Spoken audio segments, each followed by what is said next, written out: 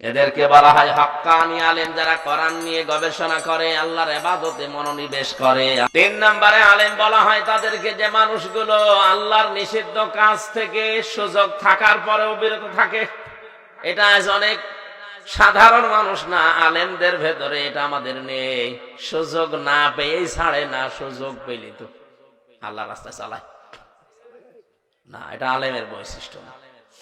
সুযোগ আছে সব ওকে, পরিবেশ কিন্তু না, আপনি যাবেন না, এইটাই তো আলেম।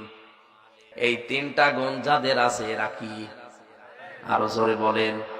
এরা সাধারণ ভাবে আলেম, কিন্তু হক্কানি আলেম না।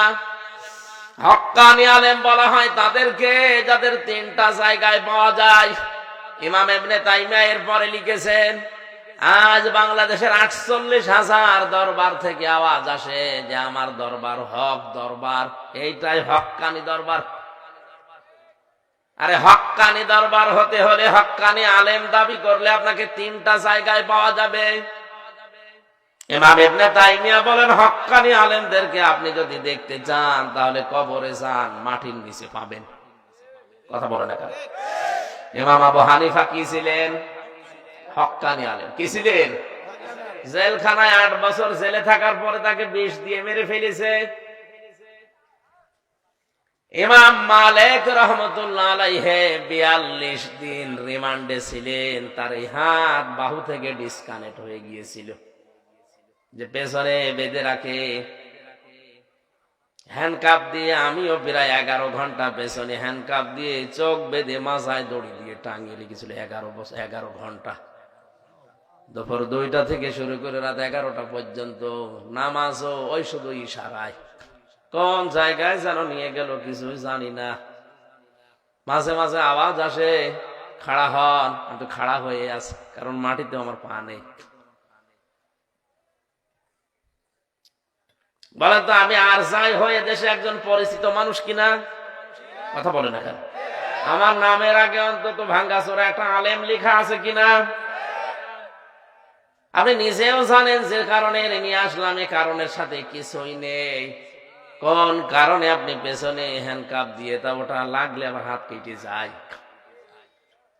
মাজায় দড়ি দিয়ে মনে হচ্ছে কুকুর শ্রীগাল গরুর গলায় দড়ি দিয়ে নিয়ে যাচ্ছে। আল্লাহ এই দৃশ্য দেখে না, কারণ উনি এখন অন্ধ। হ্যাঁ। 3 নম্বরে হক্কানি আলেম আমরা জানি মুজাদ্দেদে আল ফেসানি রাহমাতুল্লাহ আলাইহি। আমি যত হক্কানি আলেমের জীবনী পড়েছি, অধিকাংশ দেখবেন এখন মাটির নিচে। 2 নম্বরে হক্কানি আলেম পাওয়া যায় জিহাদের ময়দানে। 3 নম্বরে পাওয়া যায় জালেমের জেলখানা।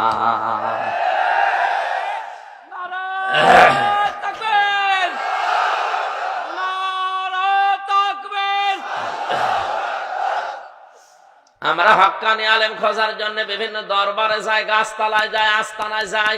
কে বলেছে একটা অন্যায় দেখে যে লোকটা প্রতিবাদ না করে চুপ করে থাকে, নবীজির ভাষায় ওই লোকটা বোবা শয়তান। আরো আসতে বলেন।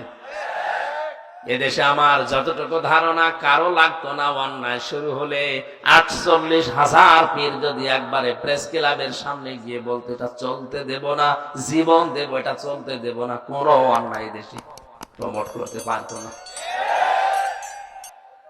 এত বেশি বেশি খাবার খায় শুধু ভুড়ি।